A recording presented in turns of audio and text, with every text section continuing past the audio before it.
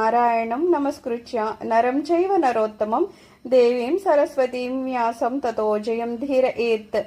ఖచ్చితంగా మనం ఒక రూల్ పెట్టుకోవాలట. పొద్దున్న ఏం చేయాలట, గరుడ పురాణం ఖచ్చితంగా ఒక శ్లోకమైనా సరే చదివేటట్టు పెట్టుకోవాలట. ఆ తర్వాతే మంచినీళ్ళు తాగడమో లేకపోతే ఏమైనా తినడమో ఏమన్నా చేయాలట.